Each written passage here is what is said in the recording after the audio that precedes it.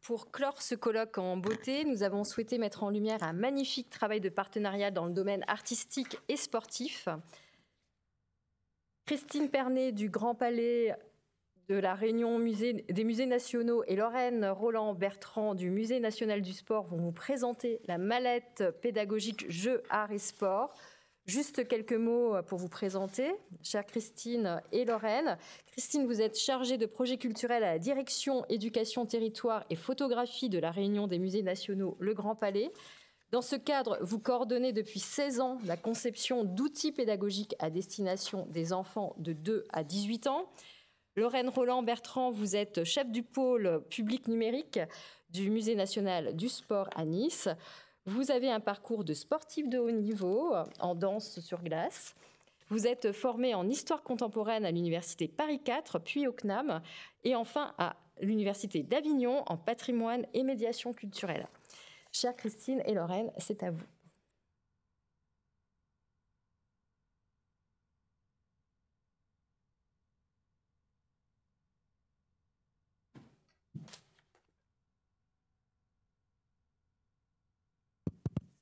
Ça marche.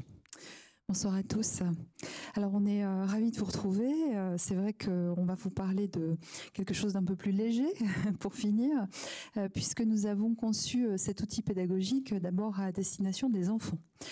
Donc c'est une mallette qui s'appelle Jeux, Arts et Sport. Donc comme son nom l'indique, on va jouer, découvrir l'art et faire du sport, donc en utilisant cette mallette. Alors le projet est né...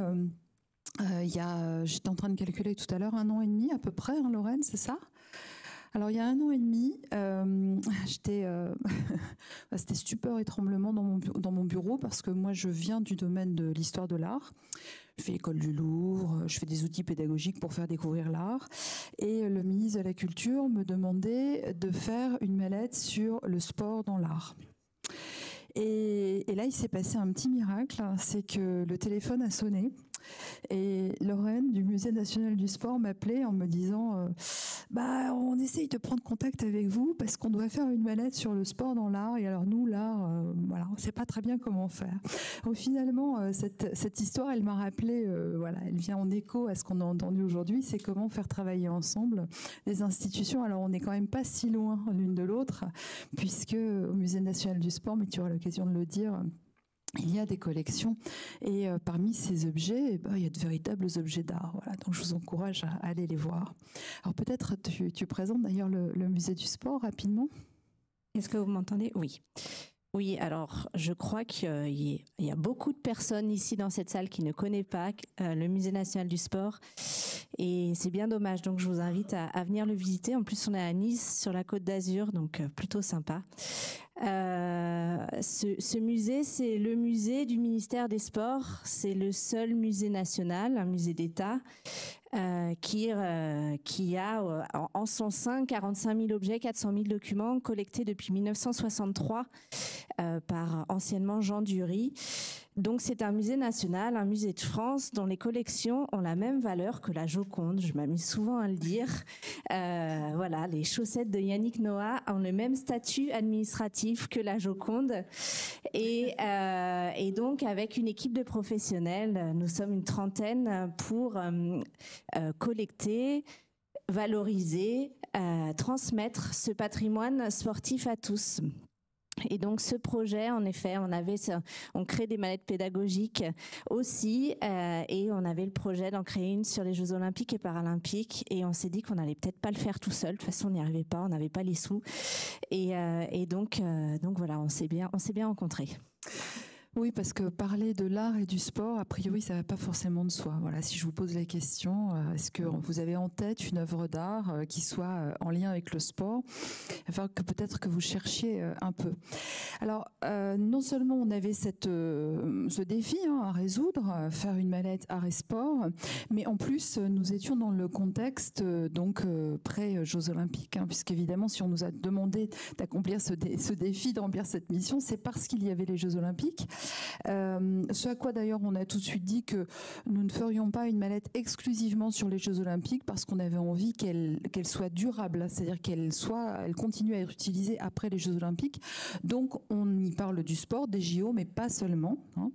Et donc l'idée aussi, c'était de s'inscrire dans les Olympiades culturelles. Alors, pour mémoire, le baron de Coubertin avait tenté ça, les concours artistiques en lien avec les Jeux Olympiques. Je crois qu'aucune œuvre n'a été conservée. C'est donc aucune n'a franchi les limites de ce qui était regardable, certainement. Donc, cette idée avait été abandonnée. Mais je crois que notre mallette pourrait aujourd'hui concourir aux Olympiades culturelles sans problème. Alors il y avait aussi la question de la lutte beaucoup plus sérieuse, de la lutte contre l'obésité. Alors vous savez probablement que c'est un fléau qui touche nos enfants de plus en plus. Et donc l'idée depuis la rentrée 2020, c'était de faire 30 minutes d'activité sportive, d'activité physique plutôt que sportive d'ailleurs, aux enfants en maternelle et en primaire, je crois, dans un premier temps, et qui viennent en plus des heures de PS, des heures de sport normales. Donc il fallait que 30 minutes par jour, les enfants bougent. Et donc pour remplir cette mission en tout cas pour contribuer à remplir cette mission avec notre mallette, eh bien on a fait appel à une compétence supplémentaire, Déborah Sarfati, que je te laisse présenter puisque tu la connais bien mieux que moi. Oui, le troisième membre de notre équipe est pas là aujourd'hui, mais on a donc travaillé également avec l'Académie de Paris et une conseillère pédagogique EPS du premier degré pour réaliser cette mallette. Et comme le disait Christine, l'objectif pour nous était avant tout d'utiliser l'art pour en faisant bouger les enfants. C'est bouger, le credo, c'est bouger plus pour mieux apprendre. Et avec le constat du terrain de cette conseillère pédagogique qui est aussi la référente génération 2024 sur l'Académie de Paris, donc tout ça était bien lié. Le constat était de dire aussi qu'il y avait beaucoup d'enseignants sur le terrain qui avaient du mal à réaliser des séances d'activité physique dans lesquelles ils se sentaient à l'aise et que parfois, en tout cas, il pouvait être intéressant par le prisme de l'art d'intéresser des enseignants, des instituteurs qui seraient pas fans de sport, mais par contre qui sont assez férus d'art et de mettre les enfants en mouvement parce que c'était ça l'enjeu, sans faire de l'éducation physique, sans faire de l'EPS, mais tout simplement de jouer en bougeant. C'était vraiment l'objectif assez simple, mais pas forcément évident avec des jeux de cartes, mais ça a été quand même notre enjeu. Et donc, on a voulu concevoir des cartes simples qui sont dans cette mallette, qui sont accessibles comme des petits défis ou des bonus dans le cadre des différents jeux qu'on propose.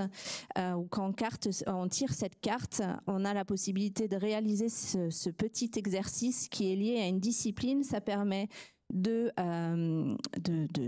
voir une œuvre qu'on va retrouver après dans les jeux. Donc pareil avec le principe de multiplier le regard sur des œuvres identiques pour habituer l'œil à certaines œuvres, d'avoir ce petit défi avec différents niveaux qui puisse permettre à chaque enfant de se sentir à l'aise. C'est lui qui va choisir son niveau. Il va sentir s'il se sent capable d'être en niveau 1, 2, 3 sans le mettre en échec pour vraiment lui permettre de bouger et de réussir son défi quoi qu'il arrive. Donc ça a été l'objectif avec Déborah Sarfati de ces petites cartes qu'on a appelées tout simplement bouger, avec une vingtaine d'exercices reliés à chaque fois à un petit défi sportif.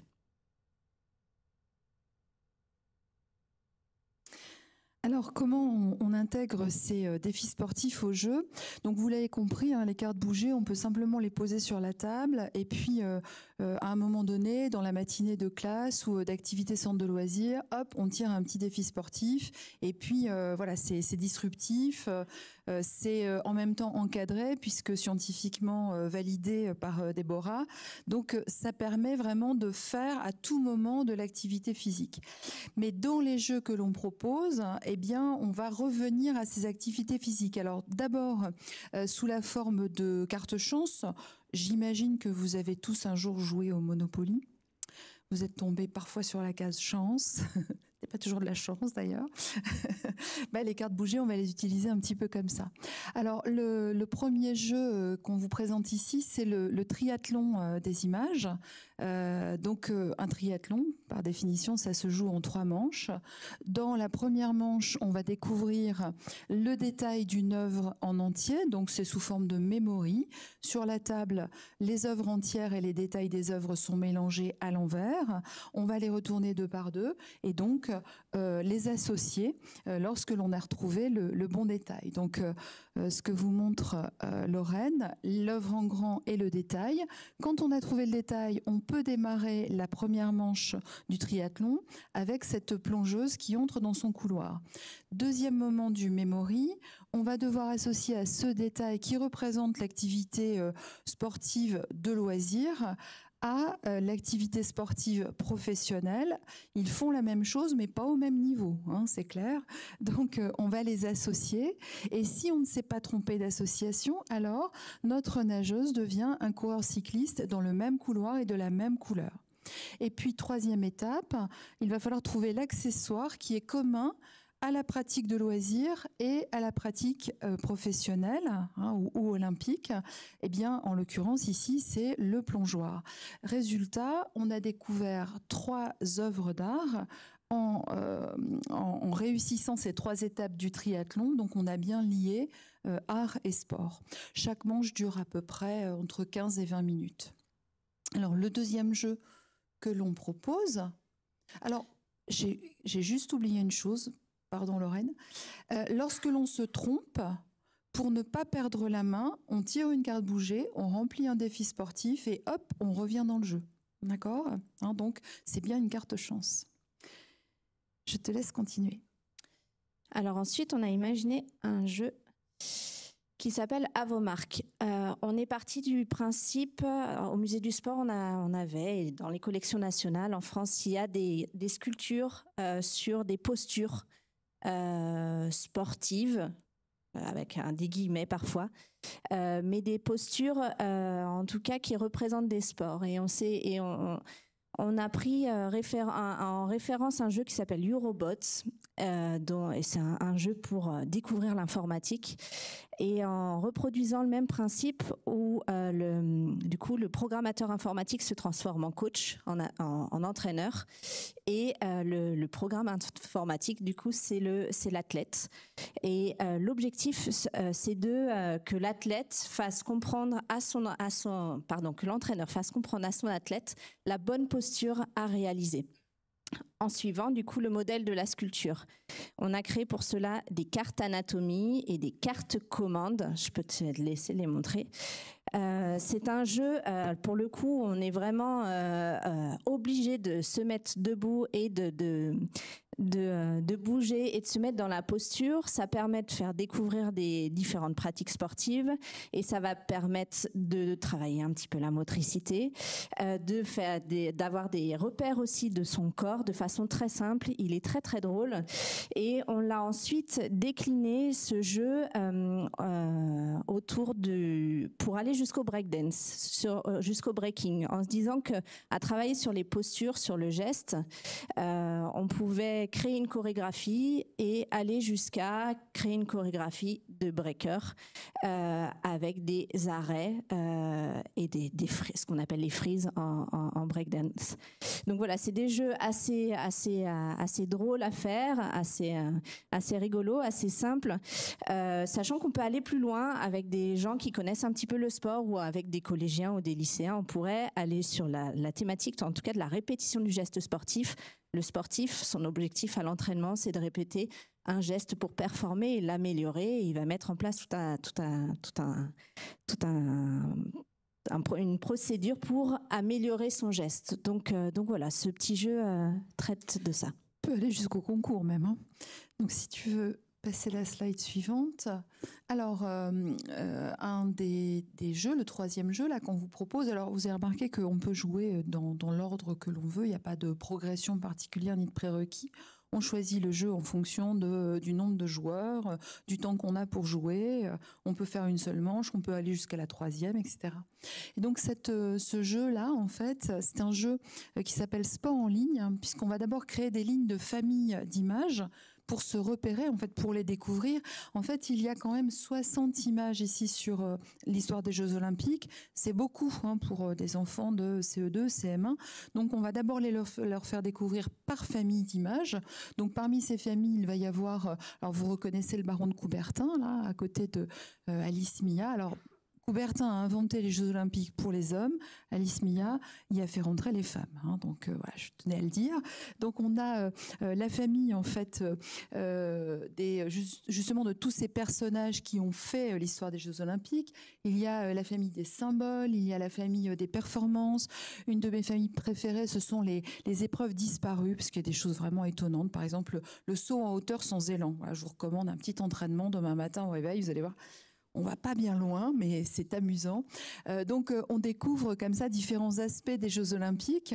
Et puis, bien sûr, les performances, donc olympiques, paralympiques.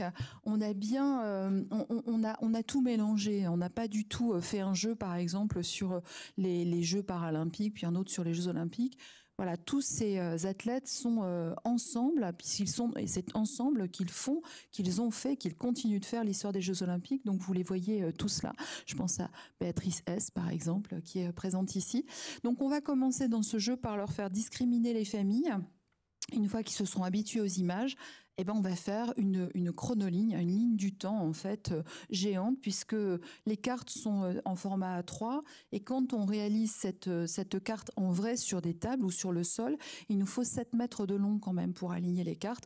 Donc là aussi, on est debout, on bouge parce que en plus, quand on se trompe, eh bien soit on prend 2 cartes de plus à ranger dans le bon ordre chronologique ou alors on relève un défi sportif. Et là, encore une fois, le défi vient positivement nous permettre de continuer à jouer. Alors, le dernier jeu. Alors, le dernier jeu, on l'a appelé La Belle Équipe. On voulait faire un jeu sur le principe de l'histoire dont tu es le héros. Je ne sais pas si vous avez en tête ces livres où en fonction des pages qu'on tourne, donc on choisit, on a une histoire différente. Et c'était un petit peu l'origine de ce jeu qu'on souhaitait. C'est un jeu de plateau avec des pions et l'objectif était de retracer la vie d'un sportif de l'école jusqu'aux Jeux Olympiques et Paralympiques, en donnant la chance, bien évidemment, à tous les joueurs d'aller aux Jeux Olympiques et Paralympiques. Donc c'est un jeu qui se joue à 3 manches, avec une première manche à l'école, au collège, ensuite en équipe de France et ensuite aux Jeux Olympiques et Paralympiques dans un métier. C'est un jeu qui aborde différents métiers autour de l'univers sportif. On obtient des points de compétence en bien-être, en célébrité, parce qu'on souhaitait traiter aussi de ce thème-là, en bon esprit et en performance. Et l'objectif est d'obtenir une médaille qui peut être une médaille de performance, une médaille de bon esprit, de célébrité ou de bien-être. C'était des notions qui nous paraissaient importantes. Et le principe du jeu est de répondre à il y a un maître du jeu, il y a des différentes questions posées et on doit décider collectivement ou individuellement des choix qu'on fait. Et ces choix ont une conséquence sur les points qu'on va obtenir. En fait, à chaque fois qu'on fait des choix, on obtient un point de bien-être ou un point de célébrité. Et en fonction de ces points-là, c'est un parcours de vie qui est tracé. C'était l'objectif un petit peu de ce jeu. Un petit peu complexe à comprendre comme ça, mais il est très, très sympa à jouer. Et dans ce jeu, on tire donc des cartes. Le maître du jeu va tirer des cartes. Et outre ces décisions collectives ou individuelles, on a des cartes aléas, puisqu'on peut se blesser. Il peut y avoir une tempête et on peut ne pas aller à sa compétition. On peut, on peut avoir un chagrin d'amour. On voulait mettre ce côté aléa qui fait partie de la vie et de la vie du sportif et de la sportive. Et on a des séances d'entraînement, également entraînement physique. C'était important, vu que l'objectif n'était pas que ce soit un jeu de plateau assis. On a des entraînements physiques. Donc la première manche, on est autour des grandes compétences, endurance, vitesse, coordination. J'en oublie une, bon, peu importe. Tu voulais dire quelque chose? Non, vas-y, je te laisse. Équilibre, voilà, on a mis ces 4 compétences. Et sur la deuxième manche, on va découvrir les sports qu'on a voulu ici illustrer. Il y avait plein de choix. Et on va avoir des petits défis sportifs autour du cécifoot, du breakdance, du biathlon ou du para-athlétisme, sachant qu'on a imaginé les jeux pour qu'ils se jouent en extérieur ou en intérieur avec toutes les contraintes dans les classes ou dans les centres de loisirs ou quand il y a très peu de place. Voilà, on a essayé de réfléchir au plus possible à ce que ça soit faisable dans n'importe quelle situation, sachant qu'on sait bien que, par exemple, dans les classes parisiennes, les tables et les chaises prennent toute la place dans une classe et que c'est pas toujours évident. Donc, les jeux prennent, en règle générale, les défis sportifs prennent assez peu de place physiquement, pas besoin de matériel. Voilà, on a essayé d'être... on est dans le bouger. On n'est pas, on n'est pas du tout même dans la performance, on est vraiment dans le bouger. Oui. C'est ça, l'horizon, en fait, c'est les faire bouger, absolument. Alors, un exemple de question. À l'école, tu participes à une fête du sport, tu adores, tu découvres une nouvelle discipline et décides de poursuivre. 1. Une fois par semaine à l'école sur la pause déjeuner. Réponse 2. Une fois par semaine en club, en plus de ta discipline habituelle. Et réponse 3. Tu essaies une fois par semaine, mais très vite, tu te lasses. Donc évidemment, en fonction de la réponse que vous auriez choisie, vous auriez reçu 1 point de célébrité et 1 point de bien-être pour la première, 1 point de performance pour la seconde, une fois par semaine en plus de la discipline, c'est déjà pas mal. Et la dernière, tu essaies une fois, mais très vite tu te lasses, 1 point performance et moins 1 point de bien-être, évidemment, puisqu'on ne se sent pas bien quand on doit abandonner quelque chose. Donc l'idée, c'est d'être à la fois, leur permettre finalement de vivre des expériences presque vraies, de pressentir un peu ce qui pourrait se passer, de le décider collectivement, en tout cas dans la première manche. Du coup, on l'a bien expérimenté. Je peux vous dire que tous les enfants ne sont pas d'accord avec le choix qu'il faut prendre. Ils sont au taquet. Mais du coup, on engage les débats et c'est aussi à ça que sert ce jeu, c'est de se poser la question. Chaque enfant est différent et va avoir une approche vis-à-vis du sport qui va être différente. Il y en a qui vont, dès tout petit, en tout cas dès 5, 6, 7 ans où ils peuvent jouer, ils peuvent avoir une approche déjà dans le bien-être et pas forcément dans la performance. Et parfois, certains dans la performance et d'autres pas dans le bien-être. Et parfois, certains dans la célébrité et ni dans le bien-être ni dans la performance. Donc voilà, c'est des... Alors c'est important parce que c'est comme ça qu'ils vont se retrouver aux Jeux Olympiques, mais pas forcément en tant que sportifs de haut niveau. Ça pourrait être justement des kinés, ça pourrait être des coachs. Voilà, ils vont continuer dans le sport, mais dans un autre métier. Comme ce jeu s'adresse plutôt aux grands, à partir du CM et 6e, 5e, c'est un moment intéressant où on commence à réfléchir à son orientation et ça peut aussi donner des idées. Alors on va conclure parce qu'on est trop bavarde. Alors en fait, cette mallette, on l'a vraiment pensée pour des enfants à l'école ou en périscolaire ou dans le monde associatif. Mais finalement, elle est sortie en septembre, le 20 septembre 2023. On a mis 1 an à la faire à peu près. Donc septembre 2023, elle est sortie. On a déjà distribué plus de 3000 mallettes. Alors ça peut vous paraître peu, 3000, mais ce sont des mallettes qui vont dans des écoles et des centres de loisirs. C'est-à-dire que chaque mallette va toucher plusieurs dizaines d'enfants, voire plus d'une centaine d'enfants. Donc c'est déjà beaucoup, et par rapport aux autres mallettes, c'est un nombre jamais atteint. Et puis surtout, on s'aperçoit que d'autres s'en emparent. Alors tu as peut-être des exemples d'ailleurs à nous donner, mais oui, j'ai travaillé récemment avec la protection jeunesse judiciaire, par exemple. On a des centres sociaux qui sont intéressés. En fait, on sort vraiment avec juste le fait que ça soit des jeux, du cadre scolaire et périscolaire pour toucher des enfants ou des adolescents de tout niveau ou des familles, parce que c'est aussi des jeux avec lesquels on peut jouer en famille. Donc voilà, on souhaite vraiment que cette mallette puisse perdurer après les jeux. En tout cas, nos 2 structures vont inscrire cette mallette dans le cadre de l'héritage, puisqu'elle est, pour l'instant en tout cas, elle est loin d'être datée. En tout cas, on l'a fait en sorte qu'elle soit pas datée tout de suite et qu'on puisse l'utiliser longtemps. Mais oui, avec déjà 3000 mallettes distribuées, et la RMN Grand Palais, qui s'occupe de toute la logistique, reçoit des commandes tous les jours, plusieurs commandes par jour, de différentes institutions. On espère qu'elle sera diffusée au plus grand nombre pour qu'ils s'amusent en bougeant, tout simplement. Voilà. Et pour la petite histoire, il y a 50 mallettes qui sont parties dans les écoles du Liban, par exemple. Il y a des mallettes dans les dom-toms. Ça aussi, ça fait plaisir. Voilà, donc elles sont en train de conquérir le monde, ces mallettes. Voilà, merci beaucoup. Merci à vous.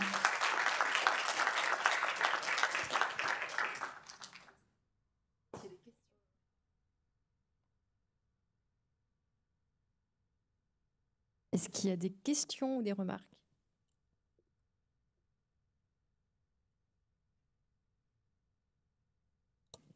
Merci beaucoup, c'est une super initiative.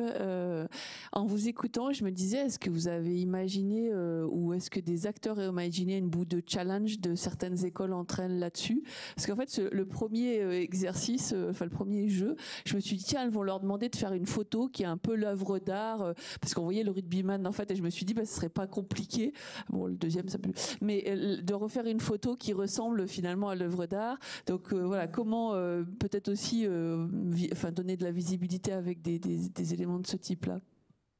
Alors, on n'a pas créé encore de concours ou quoi que ce soit autour de cette mallette. Au sein du Musée national du sport, on a créé plein d'autres dispositifs qui prennent, qui font référence à ce que vous avez dit. Avec une œuvre d'art, en fait, on peut en effet, et le sport, on peut faire vraiment plein de choses au niveau des postures, des gestes, des mouvements et de la reproduction de ces gestes. Mais bon, c'est une bonne idée. C'est une bonne idée.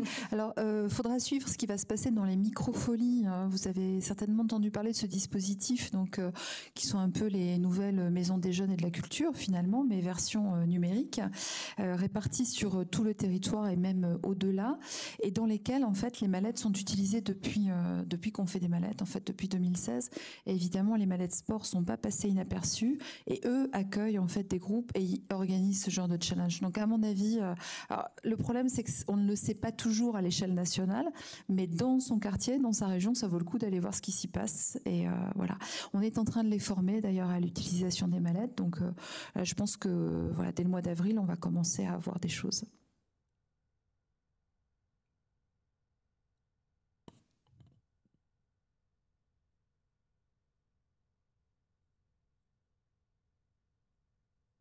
Oui, moi j'avais juste une toute petite question. Je suis journaliste à la FFN.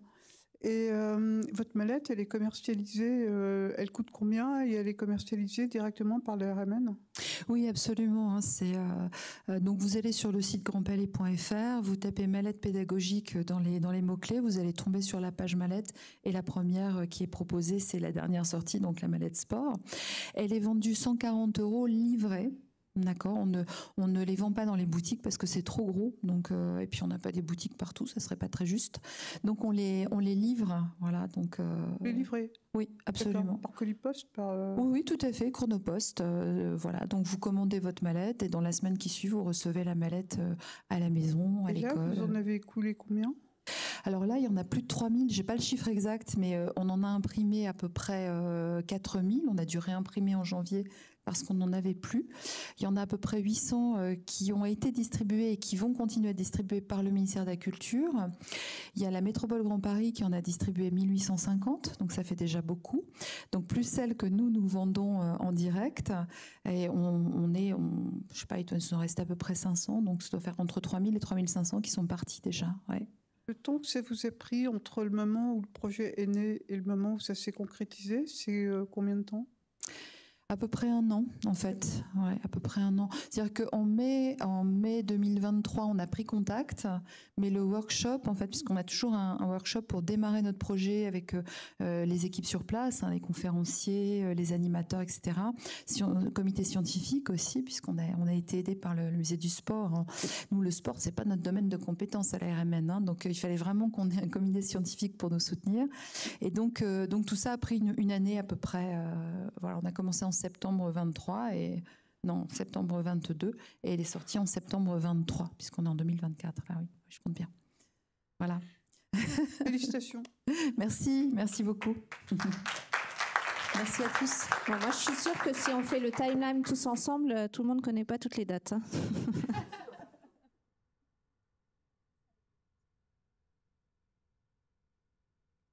Bien, merci à vous deux pour votre remarquable et éclairante présentation et bravo pour la qualité de cette mallette. Encore un grand merci d'avoir participé à cet événement. Un immense merci à notre comité scientifique et à mes collègues de l'ANRT et à toute l'équipe du CNRS. Je remercie tout spécialement encore Gerson Bettencourt, Amandine Aftalion et Mathéo Morin et Sophie Barre. Avant de vous saluer, je vous informe que l'ANRT organise une revue des nouveaux usages sur le sport connecté. Elle aura lieu le 20 juin à Bordeaux. C'est mon collègue Pierre Bittard qui organise d'une main de maître cette journée. Si vous souhaitez en savoir plus, je vous mettrai en relation avec lui.